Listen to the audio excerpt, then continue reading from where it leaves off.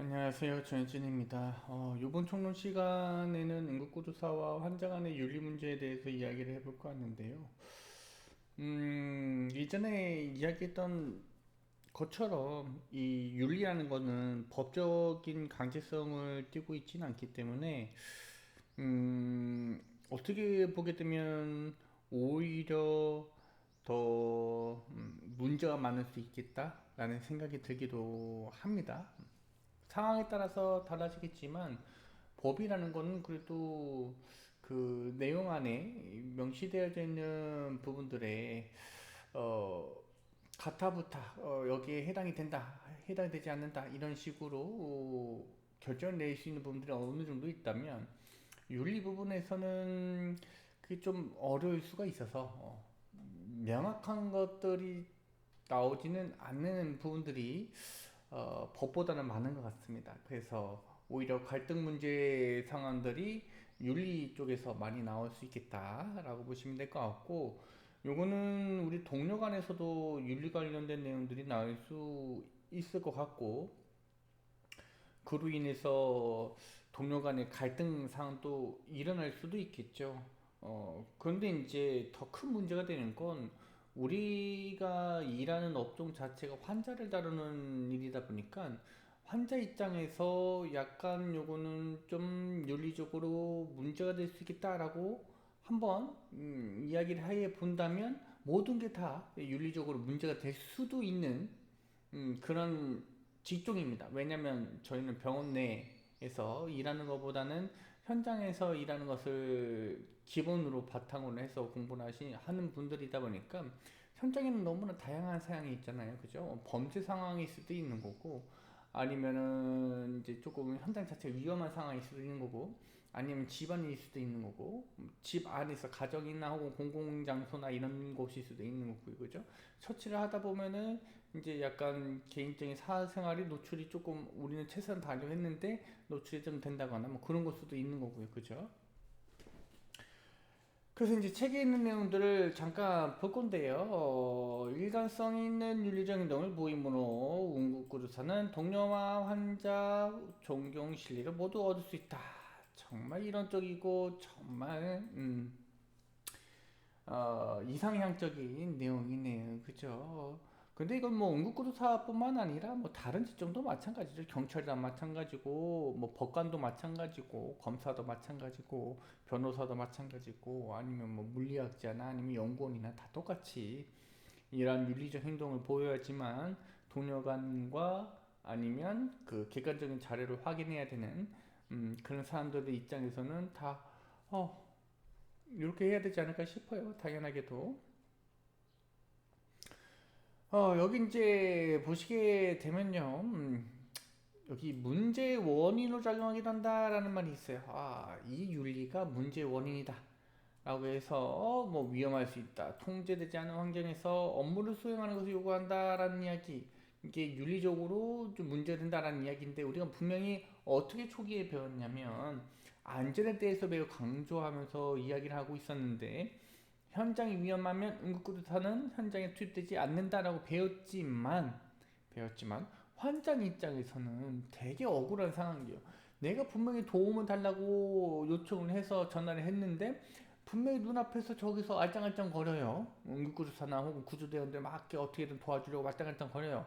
그런데 그걸 보는 입장에서는 정말 이제 노력하고 있는 상황이겠지만 눈에 한 번 정도는 음, 무언가가 끼겠죠.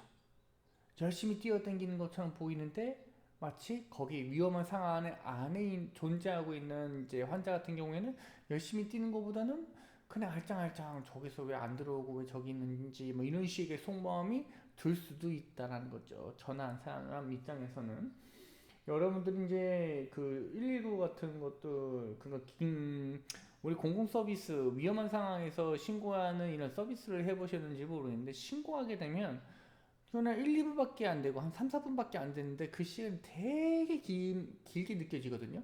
근데 신고만으로도 그런데 정작 환자 입장이 되면 더더욱더나 더 시간이 길어질 수밖에 없겠다. 내가 그 시간만 구출되는 시간만 집중 안 하고 있는 상태다 보니까 음, 저 사람들도 되게 열심히 노력하고 있지만 현장이 위험하지 못해서 못 들어오고 있는 상황인 거는 뭐 알겠지만 그래도 날 구해주러 와야 되지 않는가 뭐 그런 생각이 들 수도 있다라는 거죠. 위험한데 들어갈까 말까. 안 들어가면 환자가 더 위험해질 수 있는 가능성이 높아지는 거고 내가 들어가면 나 또한 위험에 처해질 가능성이 높아지게 되는 거고 요런 두 가지의 사항들이 일어날 수 있겠다라고 보시면 되는 거겠죠.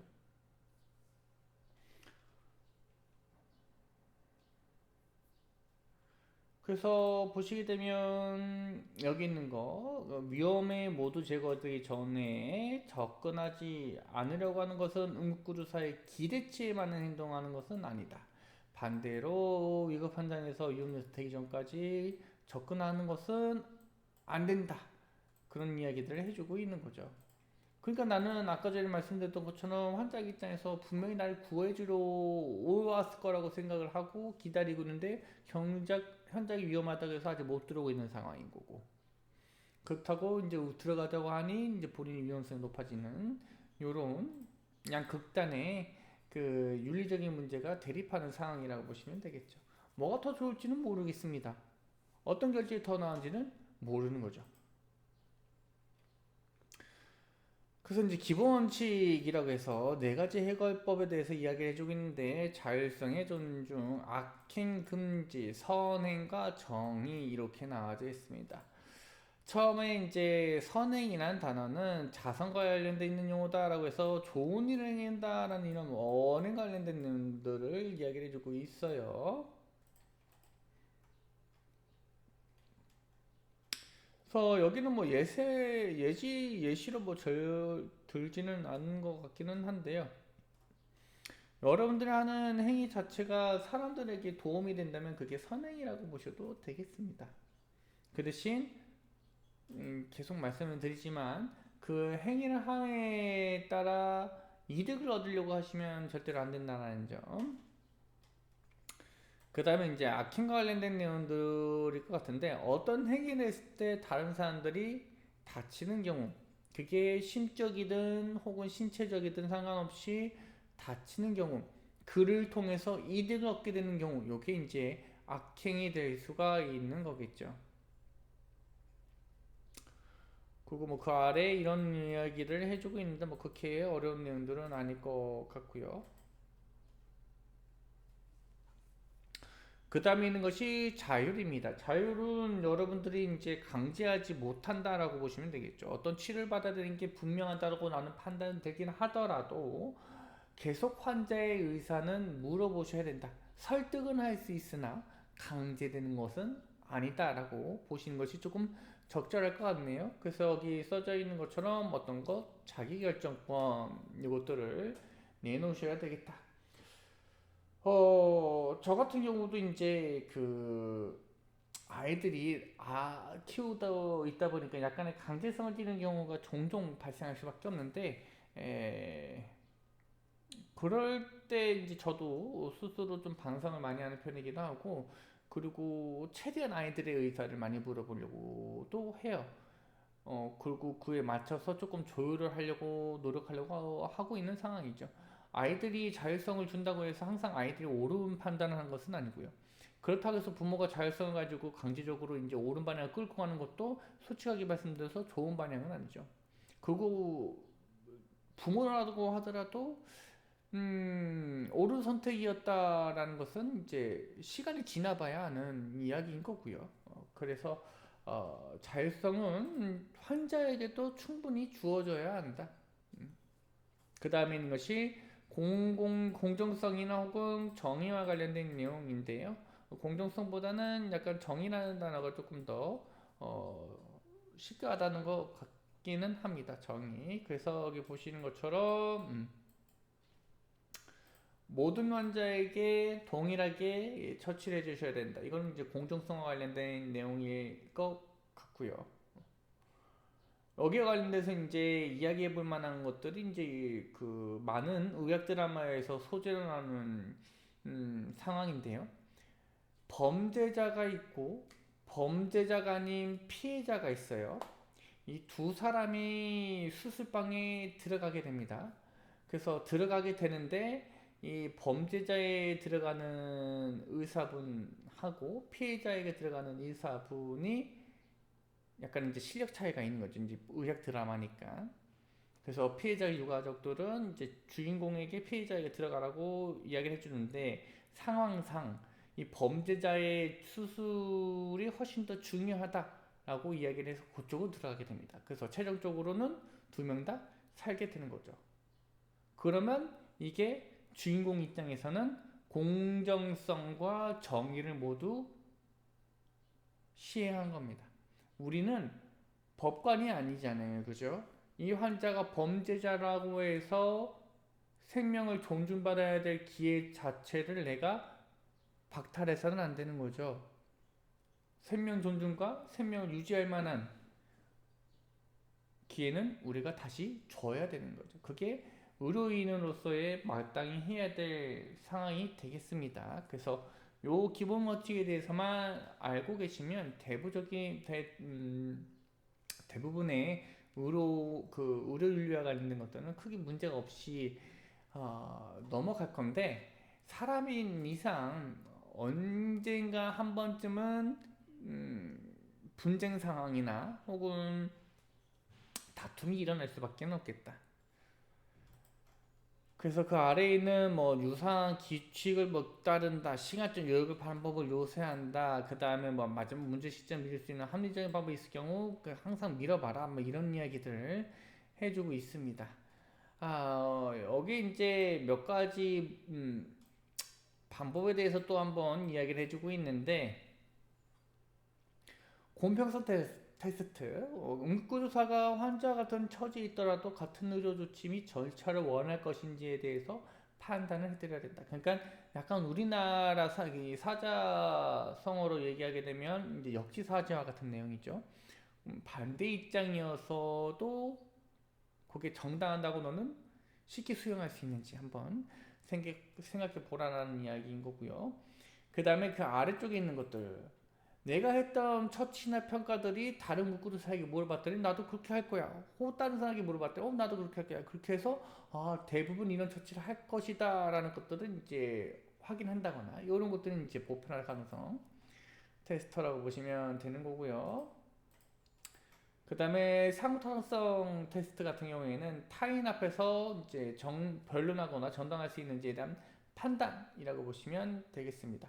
그러니까 본인도 어느 정도 수용 가능하고 역지사지를 했더니만 괜찮고 다른 사람에게 물어봤더니만 해도 그것도 괜찮다.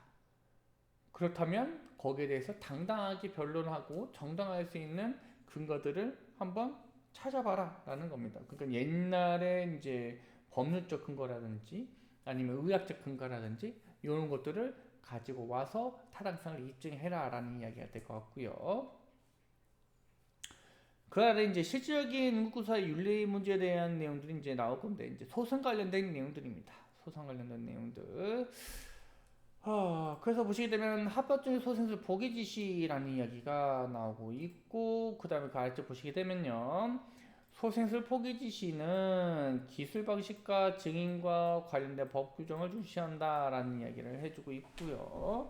그러니까 이게 법 규정을 통해서 완벽하게 소생이 불가능하다는 그런 표식을 가지고 있지 않은 이상 여러분들은 소생을 해야 된다. 반대로 이야기하게 되면 소생술을 시행해야 된다라고 보시면 되는 거고요.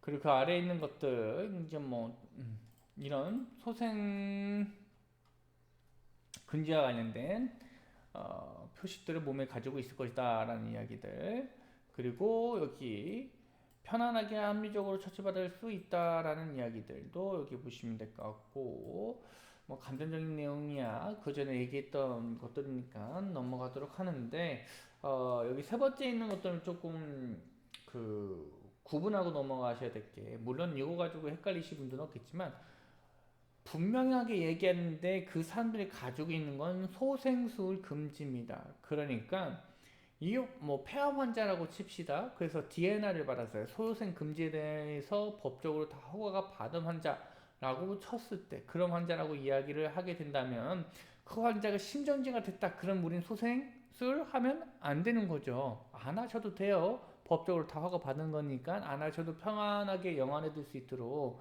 이제 영면에 들어갈 수 있도록 해주시면 되는 건데, 만약 이 폐암 환자가 심정지가 아니라 이제 뭐 마지막을 이제 준비하기 위해서 여러 가지 여행 중에 갑작스럽게 호흡곤란이 온 거예요. 그래서 119를 불렀어요. 그럼 처치를 할까요, 말까요? 당연하게도 처치는 하셔야 되는 거죠, 그죠? 우리는 소생술만 안 한다라는 점, 소생술 금지에 관련돼서 여러분들이 명확하게 해주실 필요가 있겠다라고 보시면 되겠습니다. 산소 주는 소생술 금지는 아닌 거죠, 그죠? 환자가 지금 충분히 처치 받을 수 있는 거에 대해서는 받으셔야 된다라고 보시면 되는 거예요. 그리고 그 아래쪽에 있는 내용들은 뭐 죽음 관련된 내용들, 뭐 이런 것들, 자기 의사표명을 밝혔다면 이제 여기에 관련된 것들을 이제 우리가 충분히 인정해줘야 된다. 그러니까 뭐 DNA 관련된 내용들을, 우리는 생명을 살리기 위해서 공부를 하지만, 그것보다 환자의 자율성을 훨씬 더 존중해야 된다. 앞서서 얘기했던 이제 윤리적인 부분들이죠. 환자가 그걸 선택했다면 그 자기 결정권에 의해서 충분히 우리는 존중을 해줘야 되겠다 라고 보시면 되는 거고, 그리고 그 아래쪽에 있는 내용들은 본인 환자도 이런 결정을 내리기가 쉽지 않았다라는 이야기들을 해주고 있는 거고요. 그리고 그 아래쪽에 있는 것들 보시게 되면, 소생술 포기 지시가 없는 경우에 응급구조사는 환자의 진정 의사가 무엇인지 판단하기 어려워진다라는 이야기. 환자의 가족들이 환자의 의사에 대신에 설명해 줄 수 있지만 가족 간의 이해관계 충돌로 인해서 설명의 신빙성이 떨어질 수 있다라는 이야기들, 이런 것들이 이제 있는 거죠. 그러니까 뭐 예를 들게 되면 여기서는 좀 어려운 말로 해주고 있는데, 환자가 임종이 얼마 안 남아가지고 DNR을 할지 말지 서로 이야기하고 있는 중간에 심정지가 온 환자, 뭐 이런 예시를 들어볼 수가 있겠습니다. 그러면 저쪽 가정들 가실 거예요, 편하게 가시긴 내비두세요, 하지 마세요, 이렇게 얘기할 수 있는 거고, 저쪽에서는 그래도 조금 우리 마지막 이야기를 못했는데 정리는 할 수 있게 최선을 다해서 소생시켜주세요, 뭐 이런 식으로 할 수가 있다는 거죠. 그러면 이제 당연하게 응급구조사 입장에서는 혼란스러울 수밖에 없겠다. 왜냐? 환자의 자율성은 사라진 상태고 의식을 잃어버렸으니 이 환자에 대한 결정권은 보호자에게 넘어가는데, 그 보호자들이 서로 의견이 갈린다고 하게 된다면 빠르게 조치를 취해야 되는 응급구조사 입장에서 매우 혼란스러운 상황일 수밖에 없겠다라는 이야기가 있는 거죠. 그럴 경우에는 여러분들 이제 어떻게 해야 되는가? 환자가 DNR을 하지 않았다면 우선 환자 중심으로 묵시적 동의라는 것을 인정하시고 소생술을 해주신 것이 맞습니다. 되게 쉽죠, 그죠? 환자 중심이다. 환자가 어, 심정지 상황 이후에 만약 보호자가 늦게 와서 의사가 사망 선언을 하고 난 이후에서는 이 환자는 환자가 아니고 사체로 보기 때문에 그 소유권이 유가족에게 있지만, 그 전까지 의사가 사망 선언 내리기 전까지는 환자 자체에게 자율권이 있다라고 보여지는 거고요. 그 다음에 우리는 아시는 것처럼 묵시적 동의라는 거 되게 많이 들어보셨을 거잖아요, 그죠? 그래서 환자가 심폐소생술을 해야 될 상황이라고 하게 된다면 죽기 전까지는 살아있는 사람으로 보고 동의가 할 수 없는 의식 수준이기 때문에 묵시적 동의로 법적으로 나는 처치를 받기를 원한다는 것으로 확인을 하시고 적극적으로 소생술을 해야 된다는 거죠. 그 다음에 자의적 판단을 위해서 선행의 원칙과 비불법적인 원칙을 희생시키는 부분들이 있다라고 이야기를 해주고 있는 내용들. 그래서 여기 근주적인 친분은 소생술은 되돌릴 수 없는 것이 아니라는 거. 그래서 시도 중단할 경우 환자는 분명히 산다. 시도할 경우에는 소장할 보장은 없다. 하지만 차후에 적자로 판단하게 된다면 이런 것들을 제거할 수 있다라는 이야기들도 이제 이야기를 해주고 있는데, 그러니까 그냥 단순하게 이야기하게 되면 좀 복잡한 윤리 내용들을 이야기해주고 있는데, 정말 간단하게 이야기하면 이제 방금 전까지 설명했던 내용이긴 한데, 환자의 의사를 중심으로 주변 사람들은 치우고요. 치우고 환자가 명확하게 DNR을 선언하고 법적으로 서류 통과되지 않았다면 여러분들은 소생술을 시행해 주셔야 되겠다라는 이야기.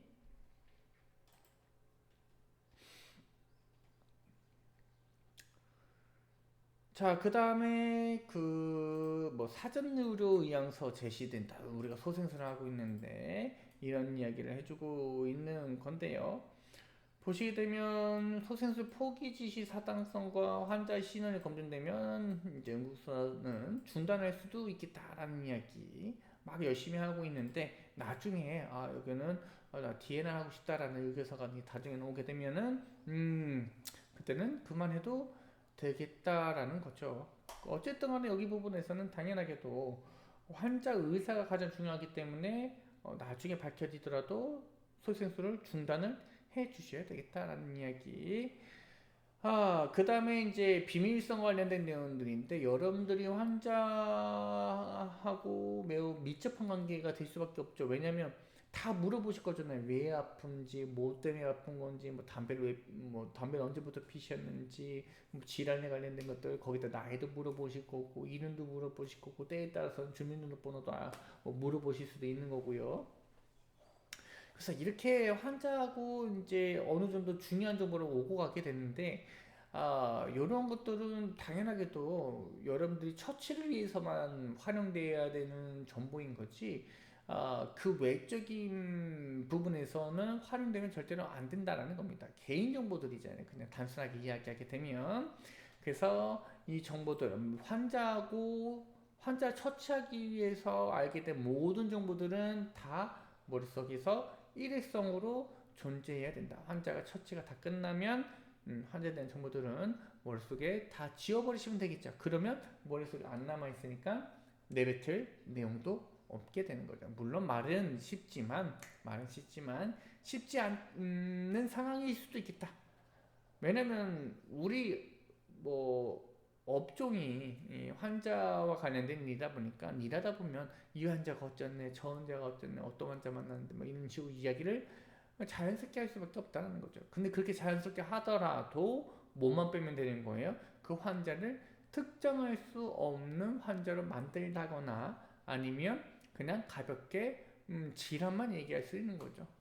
노인분이 뭐 폐렴 앓고 있었는데 뭐 병원에 그 신고 장소에 갔더니만 뭐 이렇더라 저렇더라 이렇게 하면 되는 거죠. 이렇더라. 그때 이런 상황들이 있었어. 이런 식으로 이제 술 한잔 먹으면서 이야기해 볼 수가 있는 거겠죠. 그죠? 그 정도까지는 문제될 게 없겠다. 특정할 만한 정보도 없는 거니까요. 그죠? 그리고 그 아래 보시게 되면, 비밀 정보를 비밀성을 좀 유지해야 되는 이유에 대해서 이야기를 해주고 있는데, 당연하게도 나를 지켜줄 사람이나 혹은 나를 지금 위험한 환경으로부터 벗어나게 해줄 사람이라고 생각하는 사람이 바로 앞에 있는 여러분들인데, 이 여러분들이 나를 살리기 위한 정보를 건네줬는데 이 정보를 쉽게 발설한다거나 하게 되면 당연하다 기승 얘기하고 있는 이제 신뢰성의 문제가 생길 수 있겠다라고 보시면 되겠죠. 그리고 그 아래 보시게 되면 여기 써져 있는 것처럼 만약에 이런 정보들이 쉽게 누수설이 돼서 발설이 돼서 119 구급대원들의 그 환자 개인정보 관리 소홀이 전국적으로 뉴스가 탔다. 그러면 119를 불렀는데 결국에는 본인에 대한 정보를 이야기하지 않고 그냥 빨리 병원에만 가줘서 나 이 병원 가고 싶어 이렇게 얘기할 수도 있는 거죠.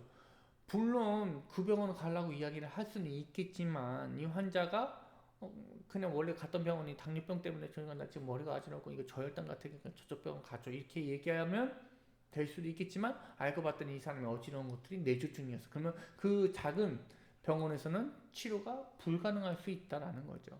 그래서 환자에 대한 정보를 정확하게 획득을 해야 되는데 환자 자체가 이런 정보들을 건네주지 않으면 우리는 획득할 수 있는 방법이 없어요. 그렇기 때문에 이 비밀성에 대해서는 1인만 한 사람만 잘하는 것이 아니라 모두 다 잘해야 된다. 그리고 지금 얘기하고 있는 대부분의 윤리적인 내용들은 당연하게도 개개인에 대한 내용들이기도 하지만 집단, 응급구조사라는 집단, 구급대원이라는 집단, 혹은 전체적으로 이와 응급의료 관련된 혹은 의료인들 다 모두 포함해서 적용되어야 되는 윤리라고 보시면 되겠습니다. 그래서 여기 안에 있는 내용들, 그래서 뭐 이런 정보들을 안 했을 때의 이 추가적인 위험성들이 꽤나 높다라는 이야기들.